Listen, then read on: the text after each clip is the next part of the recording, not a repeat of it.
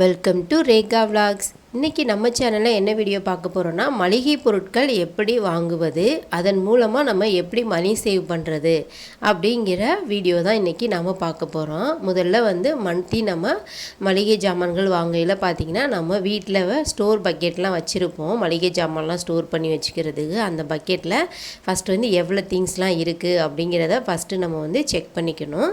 அதில் என்னென்ன பொருட்கள் இருக்குது அப்படிங்கிற பொருளை நம்ம தவிர்த்துட்டு மற்ற பொருட்களை நம்ம வாங்கிக்கலாம். அதே மாதிரி கிச்சனில் அலமாரியில் நம்ம பாக்ஸில் எவ்வளோ ஜாமான்லாம் இருக்குது, எவ்வளோ அளவில் இருக்குது அப்படிங்கிறத நாம் செக் பண்ணிக்கணும். உப்பு, புளி, மசாலா பொருட்கள், பருப்பு, உளுந்து எல்லாமே எவ்வளோ குவான்டிட்டி இருக்குங்கிறத நாம் செக் பண்ணிக்கிட்டு அதுக்கப்புறமா நாம் லிஸ்ட்டு போட்டோம்னா நிறைய பொருட்களை நம்ம செலவை குறைக்கலாம். இருக்கிற பொருளும் வண்டு பிடிக்காமல் பூச்சி பிடிக்காமல் எல்லாத்தையுமே நாம் பர்ஃபெக்டாக யூஸ் பண்ண முடியும். அப்படியே நான் இந்த மாதம் எல்லா லிஸ்ட்டுமே போட்டு எடுத்துக்கிட்டேன். என்னோடய ஹஸ்பண்டும் அப்படியே மளிகை ஜாமான்கள்லாம் வாங்கிட்டு வந்துட்டாங்க. ஒரு கட்டைப்பையிலையும் ஒரு துணிப்பையிலையும் நாங்கள் வாங்கிட்டு வந்திருக்கோம். நான், என்னோடய ஹஸ்பண்ட், எனக்கு ஒரு பேபி, அதுக்கு தகுந்த மாதிரி நான் லிஸ்ட்டு போட்டு வாங்கியிருக்கேன். பாருங்கள், நான் அது இல்லாமல் என்னுடைய மளிகை பொருட்களில் பார்த்திங்கன்னா நான் அரிசி எழுதியிருக்க மாட்டேன்.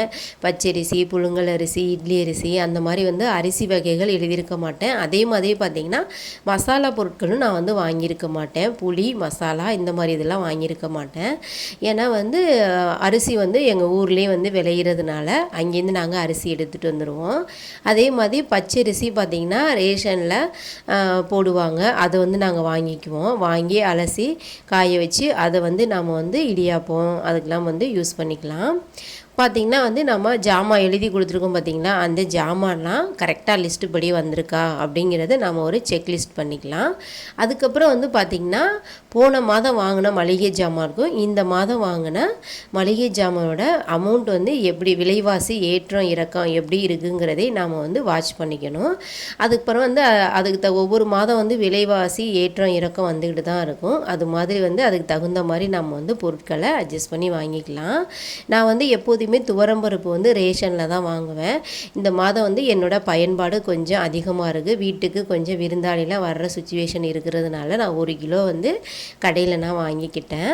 அதோடு வத்தல் மிளகா வத்தல் சட்னி, ரசம் தாளிக்கிறது, பொரியல் இந்த மாதிரி இதுக்கெலாம் நம்ம மிளகா வத்தல் யூஸ் பண்ணுவோம். அதனால் அது 1/2 கிலோ வாங்கிக்கிட்டேன். அப்புறம் ஒரு டிப் பார்த்திங்கன்னா நம்ம இது மாதிரி மளிகை ஜாமான்கள் வாங்கையில் பார்த்திங்கன்னா சின்ன சின்ன கடைகளில் வாங்காமல் மொத்த விலை கடை இருக்கும் பார்த்திங்களா, அங்கே நம்ம வாங்கிக்கிட்டோம்னா நமக்கு 1 கிலோவுக்கு 5 ரூபா 10 ரூபா இந்த மாதிரி மிச்சமாக வாய்ப்பு இருக்குது. ஏன்னா சின்ன கடைகளில் பார்த்திங்கன்னா அவங்களே தொழில் பண்ண தான் கடை வச்சுருப்பாங்க. அவங்கள சொல்லி குத்தம் இல்லை. அவங்களுமே மொத்த விலை கடையில் வாங்கிட்டு தான் நமக்கு பாக்கெட் பண்ணியோ அளவு போட்டோ வியாபாரம் பண்ணுவாங்க. அப்படிங்கிறப்போ அவங்க 1 கிலோவுக்கு 5 ரூபா 10 ரூபா லாபம் வச்சு தான் விற்பாங்க. அதனால் சின்ன கடைகள் மளிகை ஜாமான் வாங்குறத நம்ம குறைச்சிக்கணும்.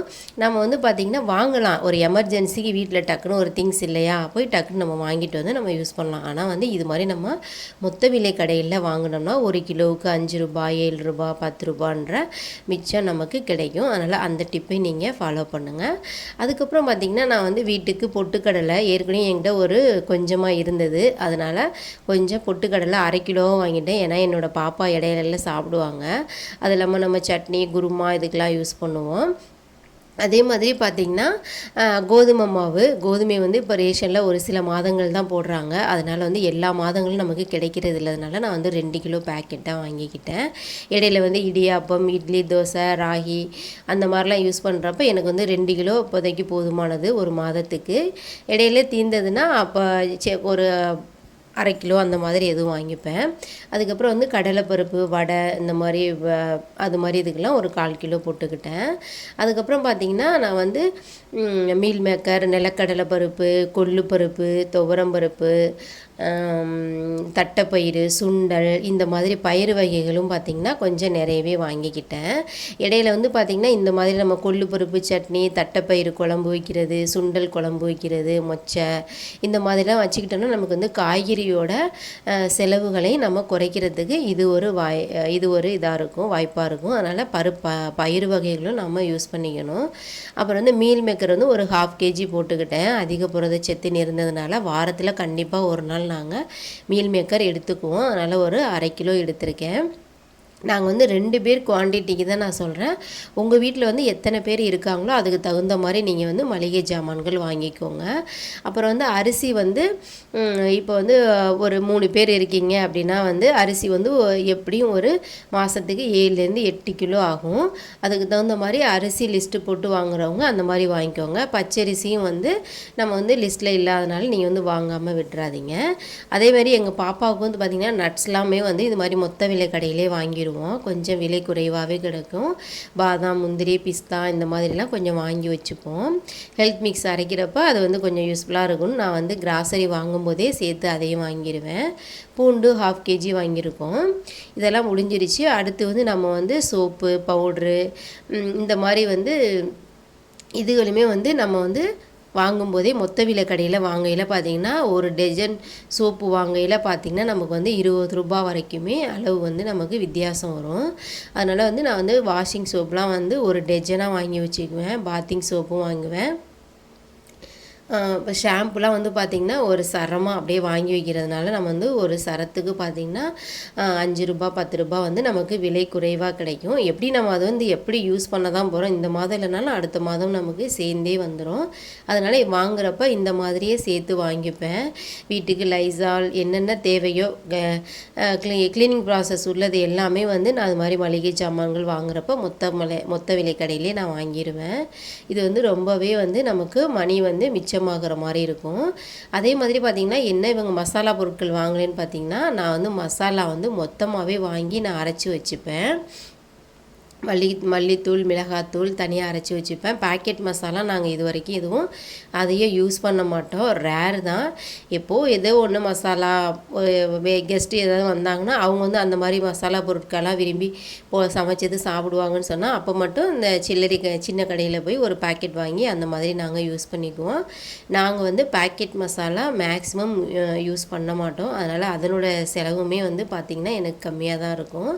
அதே மாதிரி புளி வந்து பார்த்திங்கன்னா என்னோடய மாமியார் வந்து அங்கே கிராமத்துலேயே பார்த்திங்கன்னா விலை குறைவாக கிடைக்கும் அப்படின்னு சொல்லி அங்கேயே வந்து 1 கிலோ 2 கிலோன்னு வாங்கி அதுவும் எனக்கு கொடுத்துருவாங்க. அதனால் வந்து எனக்கு புளி வாங்குகிற செலவும் மிச்சம்.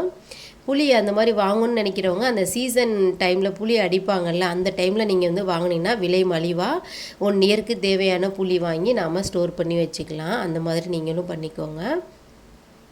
அப்படியே பார்த்திங்கன்னா நான் வந்து மளிகை ஜாமான் எல்லாமே பக்கெட்லாம் நல்லா வாஷ் பண்ணி காய வச்சு துடைச்சி அதிலே கொஞ்சம் ஸ்டோர் பண்ணிக்கிட்டேன். அங்கே பாக்ஸில் உள்ளது எல்லாம் முடிய இது எல்லாமே எடுத்து நான் அதில் ஃபில் பண்ணி அப்படியே வச்சுருவேன்.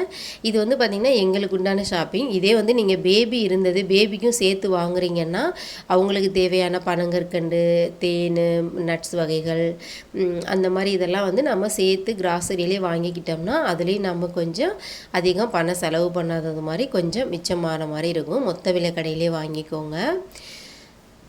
இதே மாதிரி எல்லா பொருட்களையுமே நான் வந்து பக்கெட்டில் வச்சு நல்லா ஸ்டோர் பண்ணிக்கிட்டேன்.